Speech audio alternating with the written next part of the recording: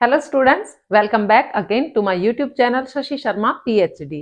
और आज से हम एक नया चैप्टर स्टार्ट करेंगे एडीएएस, जिनकी फुल फॉर्म है एग्रीगेट डिमांड और एग्रीगेट सप्लाई, या हिंदी में बोले तो समग्र मांग और समग्र पूर्ति हम इसको बोल सकते हैं। आज इस वीडियो में सिर्फ मैं आपको बताऊंगी कि एग्रीगेट डिमांड क्या होती है, समग्र मांग क्या होती है, जिसको हम एडी के नाम से इस चैप्टर में पढ़ने वाले हैं। ओके, यानी कि जब आपकी मैक्रो इकोनॉमिक्स आप पढ़ेंगे और उसमें एडी आता है तो उसका मतलब क्या होगा, एग्रीगेट डिमांड, समग्र मांग क्या होती है। देखिए, एक अर्थव्यवस्था में क्या याद रखना है, वन इकोनॉमी, ठीक है। एक अर्थव्यवस्था में one accounting period, one accounting period, accounting period एक वित्तीय वर्ष में, एक इकोनॉमी में, एक अर्थव्यवस्था में, एक वित्तीय वर्ष में जितनी भी सारी वस्तुएं या सेवाएं जिनकी डिमांड की जा रही है, यानी कि मान लीजिए 500 क्विंटल गेहूं की डिमांड हुई एक वित्तीय वर्ष में। वित्तीय वर्ष आप ले लीजिए 2022 से 23 का, ठीक है। ये आपका वित्तीय वर्ष हो गया, अकाउंटिंग पीरियड हो गया। इस पीरियड में इकोनॉमी हो गई आपकी इंडिया की इकोनॉमी में 500 क्विंटल गेहूं की जो डिमांड की गई, मांग की गई, ओके, यानी 500 क्विंटल गेहूं खरीदा गया, ठीक है। उसके बाद 600 किलो जो आपका चावल है वो खरीदा गया, 500 मीटर कपड़ा, ये मैं सिर्फ आपको छोटे तौर पर एग्जांपल दे रही हूं, ठीक है। और 600 जो पेयर्स थे वो आपके शूज खरीदे गए, ठीक है। अब इन सबको जब मैं टोटल करूंगी, क्या मैं क्विंटल, किलो, मीटर और पेयर्स का टोटल कर सकती हूँ? नहीं कर सकती। तो हम क्या करते हैं, हम इनको मनी में मेजर करते हैं, मुद्रा में मेजर करते हैं। भारत में मनी क्या है, आपका रुपया है, तो इनको रुपये में मेजर करते हैं। मान लीजिए ये आपका हो गया 1 लाख रुपए का, ये आपके हो गए 2.5 लाख रुपए के। इस तरीके से इनको अलग अलग में मेजर करो और मान लीजिए मेरा टोटल आ जाता है आपका 6 लाख रुपए।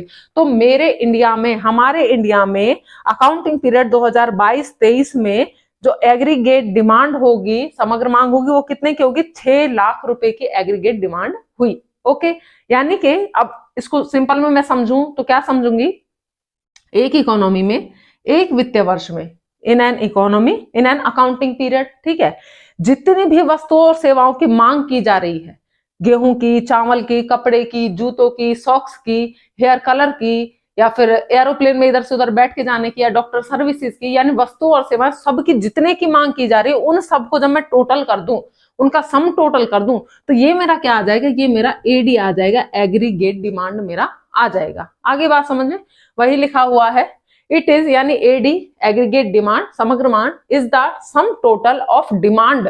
किसका सम टोटल है? किसका सम टोटल किया है हमने? डिमांड्स का। किसकी डिमांड्स का?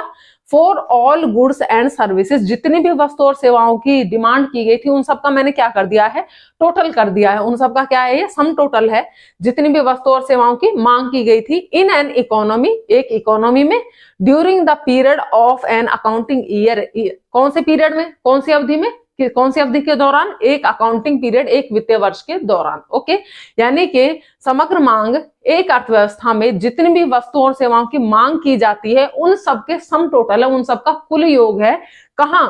एक इकोनॉमी में, एक अर्थव्यवस्था में, और एक अकाउंटिंग पीरियड के दौरान। ओके, ये आपकी एग्रीगेट डिमांड कहलाएगी। अब यहां पर एक चीज आपने ध्यान में रखनी है, जब मैंने इन सबको टोटल करा है, ये क्या है? ये गेहूं की क्या है? डिमांड है, मांग है, यानी कि गेहूं की मांग 1 लाख रुपए की है।